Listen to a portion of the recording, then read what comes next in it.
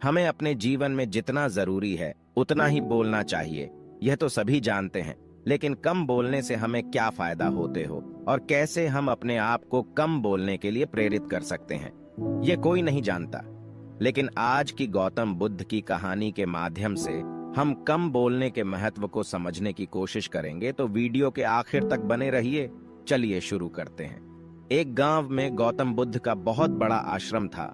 वहां पर एक प्रसिद्ध बौद्ध गुरु रहते थे। वहां पर उनका एक शिष्य बहुत बोलता था। वो हर समय इधर उधर की बातें करता था। जब वह दान लेने के लिए जाता तो हर घर से एक नई कहानी लेकर आता और आश्रम के दूसरे शिष्यों को सुनाता था। एक शिष्य की दूसरे से बुराई करता, चुगली करता और दूसरों के सामने अच्छा बनने का प्रयास करता। खुद के मुंह से ही खुद की तारीफ करता रहता और हमेशा ही खुद को गुरु के सामने सबसे बुद्धिमान और उत्तम साबित करने का प्रयास करता। वह खुद को सभी शिष्यों से अलग और श्रेष्ठ मानता था। उसका कहना था कि मैं एक अमीर घर का बालक हूं। अगर मैं चाहता तो एक आरामदायक और सुविधाओं से भरा जीवन जी सकता था, लेकिन मैं वह सब छोड़कर यहां आ गया क्योंकि मुझे सत्य की खोज करनी है, खुद को जानना है, जीवन को जानना है। इसीलिए मेरा त्याग तुम सबसे बड़ा है। एक दिन गुरु ने आश्रम के सभी शिष्यों को बुलाकर कहा, आप सभी को अगले 1 माह के लिए कोई ना कोई संकल्प लेना है। इससे आपकी संकल्प शक्ति मजबूत होगी और आप में आत्मशक्ति का संचार होगा। आप सभी अपने सामर्थ्य के अनुसार कोई सभी संकल्प ले सकते हैं और यदि 1 माह से पूर्व आप में से जिसका भी संकल्प टूट जाएगा तो वो अपनी पुरानी दिनचर्या में वापस आ जाएंगे। सभी शिष्यों ने अपनी शक्ति के अनुसार छोटे बड़े संकल्प लिए और गुरु को अपने अपने संकल्प के बारे में बताकर वहां से चले गए। लेकिन वह शिष्य जो खुद को सबसे अलग और बड़ा दिखाना चाहता था, वो सीधे गुरु की कुटिया में पहुंच गया और बोला, मैं कोई छोटा मोटा संकल्प नहीं लेना चाहता, बल्कि खुद की ही भांति एक बड़ा और महान संकल्प लेना चाहता हूं। कृपया आप ही बताएं क्या संकल्प लेना चाहिए। उसकी यह बात सुनकर गुरु मुस्कुराए और बोले, क्या तुम मेरे द्वारा दिए गए संकल्प को पूरा कर पाओगे? क्या तुम्हारे लिए उसे पूरा करना संभव होगा? शायद नहीं, वो तुम्हारे लिए संभव नहीं है।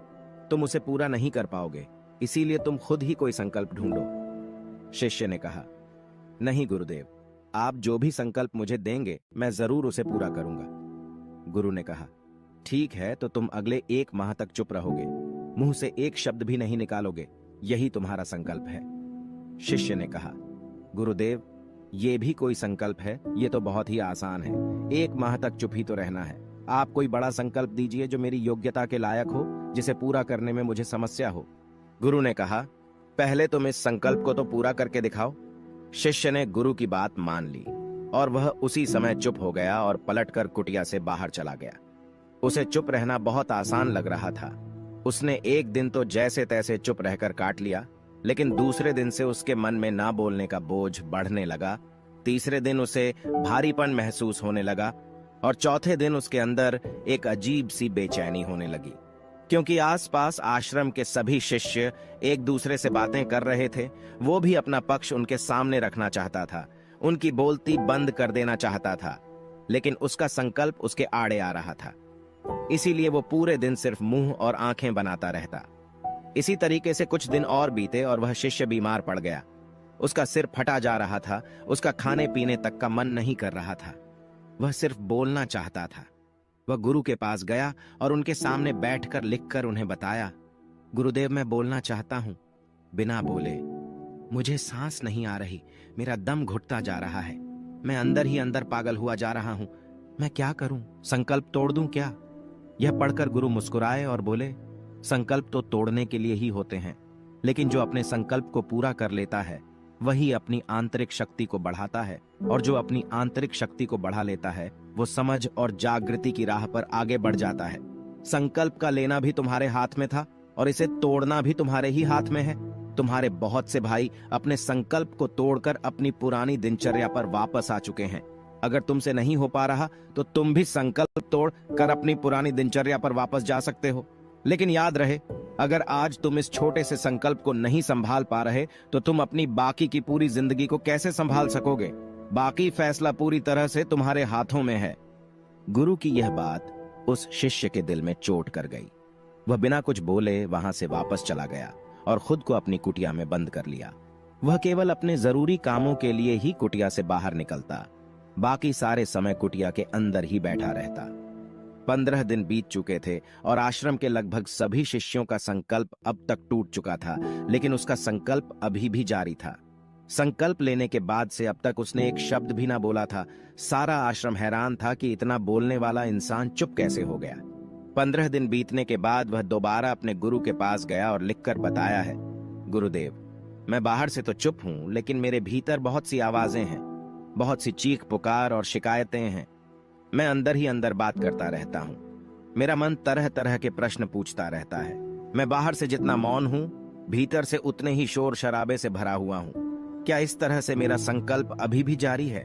गुरु ने कहा, हाँ, तुम्हारा संकल्प अभी भी जारी है, लेकिन जब तक लोगों की ये आवाजें तुम्हारे कानों में पड़ती रहेंगी, तुम्हारा मन बोलता रहेगा, क्योंकि इसे तो आदत है बोलने की। तुम भले ही बाहर से चुप रहो, लेकिन तुम अंदर ही अंदर बोलते रहोगे। तुम्हें इन बातों से, इन आवाजों से दूर जाना पड़ेगा। शिष्य गुरु को प्रणाम कर वहां से चला जाता है और सुबह होते ही अपनी कुटिया छोड़कर जंगल की तरफ चला जाता है। कई दिन बीत जाते हैं, संकल्प का समय भी पूरा हो जाता है, लेकिन शिष्य लौटकर नहीं आया। आश्रम में सभी को डर था कि कहीं जंगली जानवरों ने उसे खाना लिया हो। इस बीच उसे ढूंढने की बहुत कोशिश की गई, लेकिन वह कहीं नहीं मिला।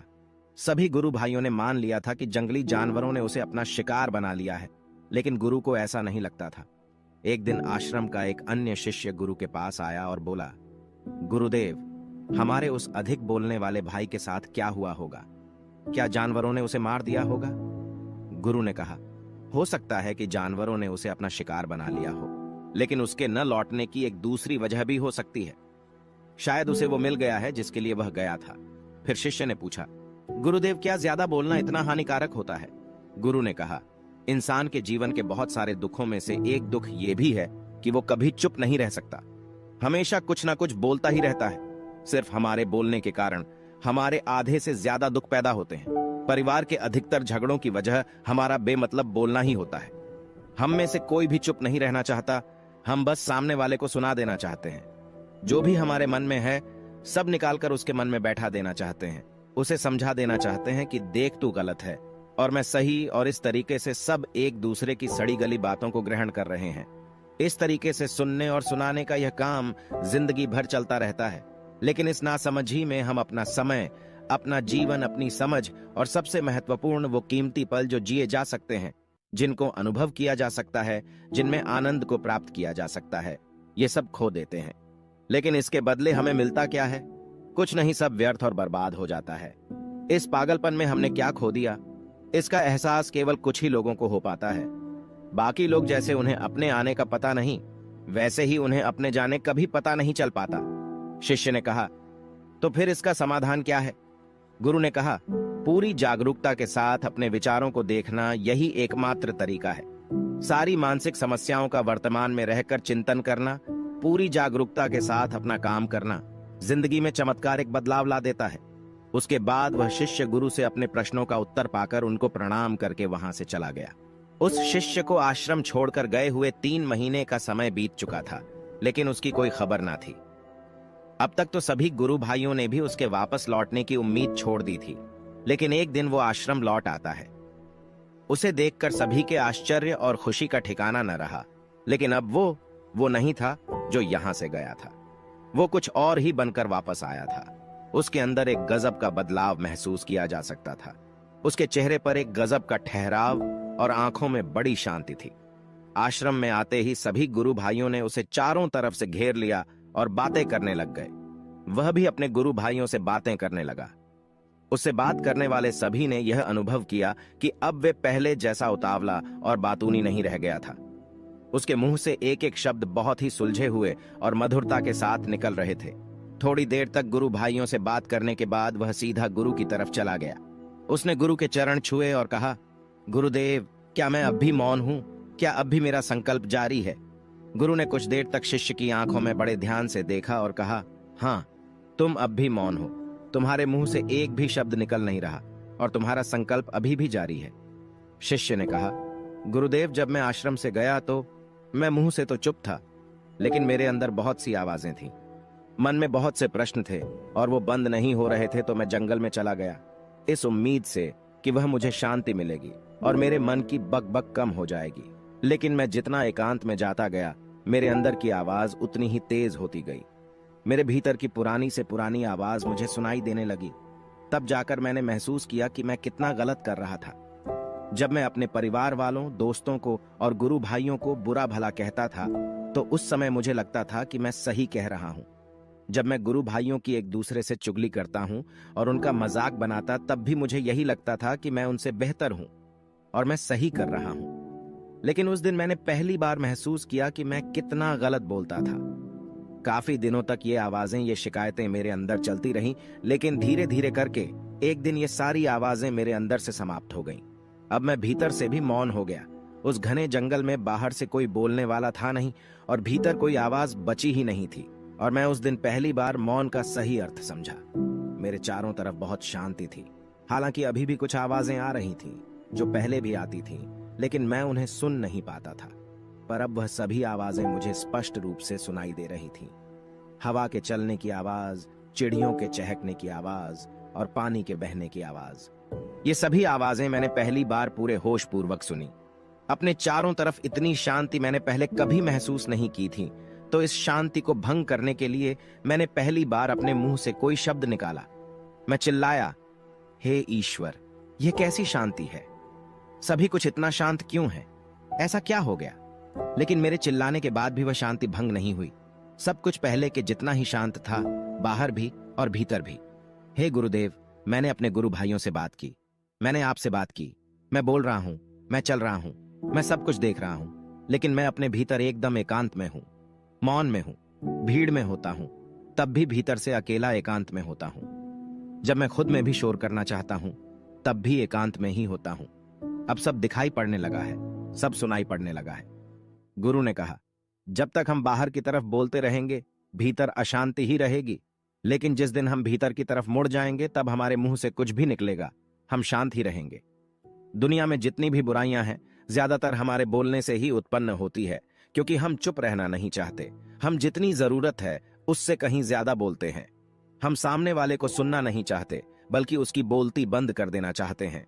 उसे समझा देना चाहते हैं कि मैं कौन हूं, मैं क्या कर सकता हूं, और यही हमारी जिंदगी का मकसद बनकर रह जाता है। हमारी सारी ऊर्जा इस व्यर्थ के बोलने में बर्बाद होती रहती है। ऐसे ही समाज में लोगों का जीवन दुखों से भर जाता है, जो हमेशा एक दूसरे को सुनाने में लगे रहते हैं। कभी एक दूसरे को सुनना नहीं चाहते, समझना नहीं चाहते, और चुप रहना तो उन्होंने कभी सीखा ही नहीं, क्योंकि चुप रहना उन्हें छोटा महसूस करवाता है। दुनिया की सभी लड़ाइयों का कारण हमारा बोलना ही है, इसलिए हमें सिर्फ उतना ही बोलना चाहिए जितना जरूरी हो, क्योंकि व्यर्थ का बोलना ऊर्जा को नष्ट करना है, और ये बोलना ही हमें कभी अपने भीतर की ओर लौटने नहीं देता, क्योंकि यह हमें बाहर की ओर खींचकर रखता है, और बाहर है ही क्या इस संसार के अलावा। लेकिन अगर अपने भीतर के संसार की ओर मुड़ना है, तो इस मुंह को बंद ही रखना चाहिए। इसीलिए जितने भी बुद्ध हुए, आत्मज्ञानी हुए, वो सभी एकांत की ओर भागे, ताकि उन्हें ज्यादा ना बोलना पड़े, ज्यादा सुनना ना पड़े। वो एकांत में रहें और शांत रहे, इसीलिए आसानी से भीतर की यात्रा कर पाए। लेकिन अगर कोई चाहे तो इस संसार में रहकर भी एकांत में रह सकता है, शांत रह सकता है, लेकिन इसके लिए उन्हें अपनी ऊर्जा बचानी होगी, जिसे वह अब तक अपने व्यर्थ के शब्दों में बर्बाद कर रहे थे। दोस्तों, इस कहानी की सीख यही है कि व्यर्थ का बोलना ऊर्जा को नष्ट करना है। ज्यादा और व्यर्थ बोलना ही हमें अपने भीतर की ओर लौटने नहीं देता, क्योंकि यह हमें बाहर की ओर झुकाए रखता है, और जिन्हें भीतर की यात्रा करनी है, उन्हें अपने मुंह को बंद ही रखना चाहिए। मुझे उम्मीद है कि आपको यह कहानी पसंद आई होगी और काफी कुछ सीखने को मिला होगा। कहानी के बारे में अपने विचार आप हमें नीचे कमेंट बॉक्स में कमेंट करके बता सकते हैं। जाने से पहले वीडियो को लाइक करें और चैनल को सब्सक्राइब जरूर करें। ऐसी ही कहानी के साथ मिलते हैं अगले वीडियो में। तब तक के लिए आप अपना और अपने परिवार का ध्यान रखें। धन्यवाद।